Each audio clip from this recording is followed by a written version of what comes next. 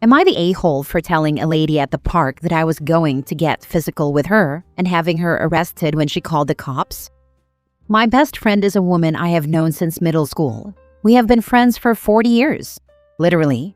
She and her husband had a child very late in life, like she was 42.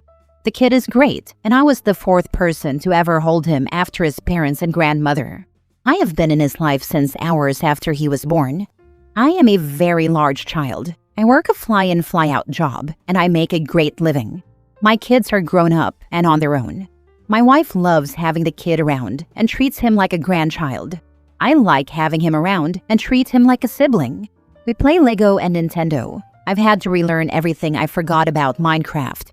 I also am the go-to babysitter when I am on my off weeks.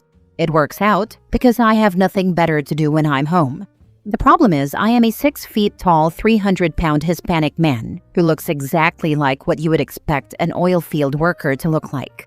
Marcus, not his real name, is an 8-year-old kid with long red hair and green eyes. He is so white that he looks like they raised an albino in a closet. I had him at a park by my house this weekend while his mom and dad had some downtime. He was having fun, and when it was time to go, he was a little jerk and wouldn't come. So I chased him down and threw him over my shoulder while he struggled and giggled. That's when this lady got in my face. She told me to put him down. I didn't want any problems, so I did. She said she had already called the cops and tried to take him away. She grabbed his arm hard. He was calling out to me, so I told her to let him go or we would be having a physical confrontation. All of a sudden, she wasn't so anxious to be a hero. Marcus hid behind me and we waited for the cops. She had her phone out and was recording me. When the cops showed up, they separated the three of us to talk to. I had already called my wife. She was livid. She is a tiny Welsh woman who doesn't take crap from anyone. The cops had already figured everything out when my wife showed up. They were still trying to get hold of Marcus's mom and dad. They were away for the weekend. Anyway, my wife pulled out her phone for the cops and showed them an album she has of me and Marcus for the last 9 years. Then she pointed to the bruise on Marcus's arm where the woman grabbed him. The cops said the lady was just trying to help. I asked them if I had given him the bruise and they had shown up, whether I would also get a pass. They ended up arresting the woman, handcuffs and everything. No clue what happened after that. Now I'm wondering if I could have handled it better. Am I the a-hole for what happened? How could I have done better? Now for the top comments. When I worked retail, we had a big rule: never accuse. We could say, "Are you having fun with your daddy today? You taking good care of grandpa?" If the adult answered, "Didn't give the kids a chance, grab the kid hard," then we might become slightly alert. But if the kid answered, "That's my uncle," or "yes," or anything that indicated they were with that person, we were done. Not the a-hole, and show up for every hearing. Make sure the photos of the bruise are entered into evidence. Nosy old biddy deserves every bit of punishment she can get. This is a pretty smart approach. Don't accuse but verify. There was more chance she was trying to take the kid than OP. Those trying to help small children are gentle and reassuring, not this witch. Pursue it to the fullest. She could have gotten OP hurt and she did harm a child. One of my favorite stories about the small city I live in. A family friend took my baby daughter in her arms to the coffee shop while I parked the car. So she went and ordered coffee, holding my baby. The barista spoke to the baby. "Hi, my daughter's name. Who is that with you?" No accusation, just letting the stranger know that the barista knew the baby and that the barista knew the stranger was not her mom. When I walked in, then everyone relaxed. Not the a-hole. We are living in dangerous times. You are lucky you are a big man. She assaulted you and battered a child. That's a crime. Let her be an example as to consequences for being thoughtless and violent. Next story. Am I the a-hole for giving my friend her baby back before I was supposed to? I, 26 female, am childless, which I think may be relevant here. My close friend Amy, female 27, had her second baby Rick almost 4 months ago, and her first, Ted, about 7 years old, has been having trouble adjusting to his new sibling. She'd been feeling a lot of guilt around this, so I let her know that once she was comfortable, I'd be down to babysit Rick so she could have some one-on-one time with Ted. She knows I have 12 nibblings. I was literally born an aunt, so she's comfortable with this. She took me up on the offer on Halloween so she could take Ted trick-or-treating. She asked if I could keep Rick overnight, so she and Ted could take part in some tradition or other. I adore the baby, so of course I said yes. Halloween rolls around. Amy drops Rick off at my apartment around 4 p.m., and everything's fine. After about an hour, Amy FaceTimes me to check on the baby. Another 45 minutes go by. Amy FaceTimes me again. No problem. This baby's really young, so I totally get the anxiety. She continues to FaceTime me every 30 minutes to an hour, even while she takes Ted trick-or-treating. She'd get to a spot with no signal or Wi-Fi, try to call, the call would drop, and she'd call back-to-back until FaceTime stopped dropping the call. At some point, they finish up trick-or-treating and go to do their Halloween tradition. Whatever it is, it runs late. She's still wide awake and FaceTiming at around 10 p.m. when I'm getting ready for bed. I ask her if she just wants me to bring Rick home. She insists that she doesn't want that. I let her know that both Rick and I are about to be asleep. I definitely start getting a little a-holy here. Maybe this would be a good time to finally focus on Ted. She continues to FaceTime every 30 minutes to an hour. I answer or call her back every time. The last few calls, I try to break it to her gently that she's keeping both me and Rick awake, and he's already not a great sleeper, so it's getting a little rough settling him back down after her calls wake him up. She does not care. I finally get fed up at some point. Amy's clearly tired. Rick can't sleep because his mom won't stop calling. I won't put my phone on silent while I'm babysitting someone's newborn, for obvious reasons, and I'm irritated. After we hang up the last time, I pack up Rick and his things and I take him home. She's genuinely upset with me. I thought I was doing the right thing because she was clearly struggling with being away from the baby. Ted was asleep by the time I dropped Rick back off, so it's not like I disturbed their time. I don't have kids. Maybe that's why I can't gauge the issue, but someone please let me know if I was an a-hole for bringing the baby back home. You did the only thing that made sense. Your friend isn't ready to be away from her baby and wasn't letting you or the baby sleep. Not the a-hole. She continues to FaceTime every 30 minutes to an hour. This reminds me of when my wife just gave birth. The baby needed to feed many times during the night, so she couldn't sleep well. Days later, she suggested that I take the baby to another room for a night so she could get proper rest. But just like OP's friend, she came to check on the baby several times throughout the night, ended up resting even worse than before, and finally around 2 to 3 a.m., she took the baby back anyway. Not the a-hole. This story had me fully irritated. Agree, I'm a parent, and it irritated me. I would have done the same thing. Mom clearly wasn't ready to be away from the baby. Ted got shortchanged because Mom was hyper-focused on the baby, even during their one-on-one time. You might as well take the baby home, because no one, including Mom, was going to get any sleep if she called every 30 minutes all night. Seriously, as a mom of 3 who just had her third in January, she's such a lucky person to have a friend like you. My husband and I are orphans, and the only people we have who are that close to our kids are a step-grandma who doesn't babysit and my sister who has a disability. I'd do anything for just one night of undisturbed focus on my older kids and a night's rest. That woman is ruining any future offers of babysitting, and my jealous green-eyed monster wants to go shake her silly. People who have copious amounts of helpers for their children don't understand that the struggle is very real when you're pretty much on your own. Next story. Am I the a-hole for telling the other woman her dead parents would have been proud of her?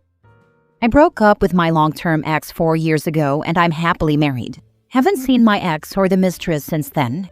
For context, my ex cheated with his friend's girlfriend at the time. My ex and her both said how pathetic the guy was, despite being the people who cheated.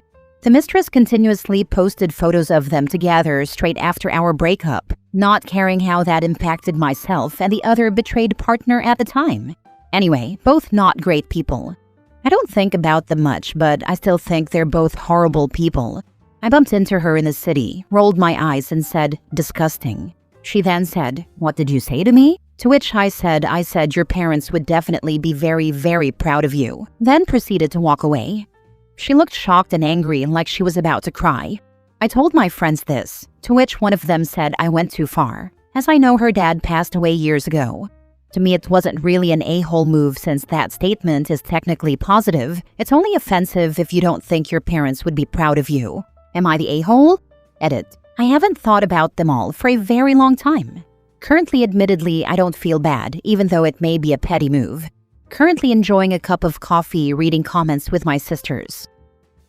So basically, this woman had no problem cheating with someone's partner, most likely making the other woman cry when she learns of the infidelity. But making her cry with a statement about her behavior is over the line? Yeah, not the a-hole. It's so freaking annoying when people act like calling out bad behavior is somehow itself bad behavior. Hit her where it hurts. Gotta say, not many parents would be proud of a profound lack of morals. Lol, not the a-hole. She knows it's true and it stings. If she was a better person, she would have been happy to hear that. If a good person with dead parents heard your parents would have been proud, they would be happy to hear that. Only people who know they're bad would take offense at that. Not the a-hole. Her parents, if they were decent people, would be ashamed, dead or not. Edit 2. My friend saw this post and apologized. She mentioned it was a sore topic for her because one of her parents is very ill at the moment. She thought about it, and she wouldn't do anything that would disappoint them, and said my actions were justified. Next story. Am I the a-hole for telling my wife that my living mom is more important than her dead dad? Got married in February 2022. Together since 2019, 32 male and 33 female. Her dad died a decade ago.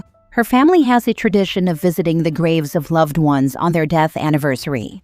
I've been following and respecting this tradition since marriage. My mom lives nearby.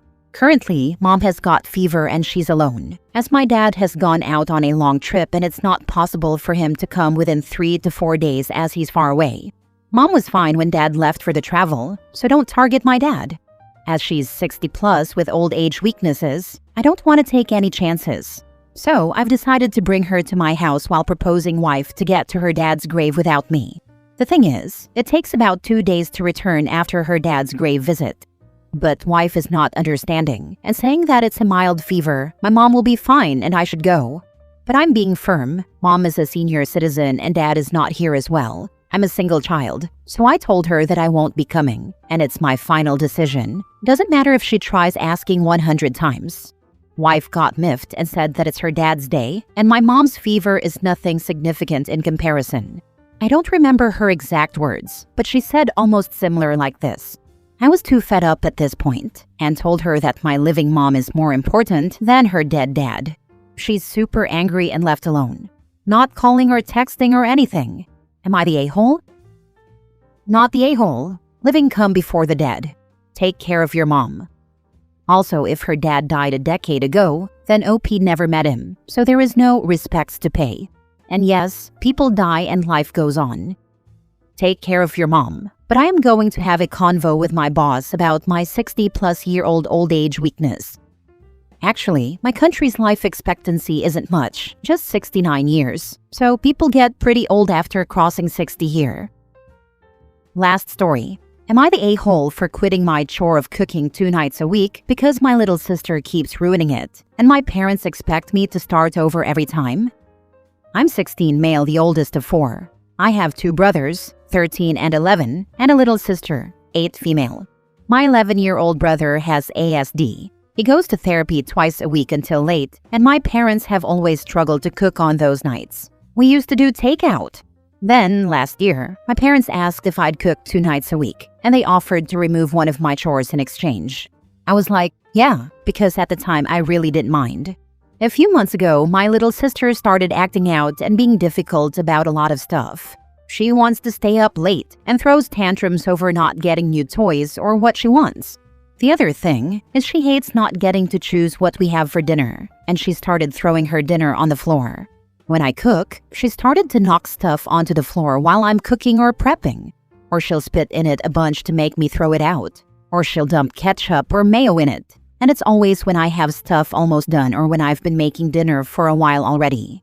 I've stopped her a few times, but she'll try over and over again until she can win. Or she'll start spitting and aiming for dinner. My parents never say anything to her, and they expect me to start over when she messes with it. They got mad at me a couple of times when I refused to start over, when I was trying to serve dinner and my sister spoiled it. My sister doesn't listen to me either. She'll scream at me that I can't stop her, and it's so frustrating. I've spoken to my parents so many times, and they told me to keep calm and redo things when I need to. But I reached a point where I couldn't do it anymore because I wanted to kick her out of the house when she was acting like that. And I know I can't. She's only 8. But man, is it frustrating. And she's so bratty about it. So I quit cooking twice a week and started doing my old chore again instead. My parents told me I don't get to just quit, and they're fighting with me because they think cooking is more important and that I'm quitting too easily. They said we need to eat, and I was doing something really good for our family, and I'm old enough to realize the impact. Am I the a-hole? She is way too old to act like that. Your parents really need to step up and provide consequences for that behavior. Tell them you'll resume cooking when her behavior is corrected. Sounds like the sister is in need of some psychological therapy. Not the a-hole. Next time, serve it. And tell them if they would like a better dinner, then maybe they should do something about their daughter. Not sure I want to go that route in case they tried to make us all eat it. But even just saving enough for them, so they can decide if they want to eat her spit, or a super salty or whatever else dish she ruined. Then make 3 sandwiches for you and your brothers. Parents and sister get the meal she ruined. They can't force you to eat anything. If your sister has contaminated the food, tell them so they don't eat it. And if she ends up poisoning it, obviously never serve it. If your parents are unwilling to help, the only thing I can think of is to distract your sister. Get her to help and do small tasks. She won't do small tasks for me. In her own words, she doesn't have to listen to me or do what I say because I'm only her brother. If cooking is more important, why aren't they dealing with the cooking saboteur? Not the a-hole. That's what I wanted to know. But they just act stressed and tell me I need to get dinner on the table.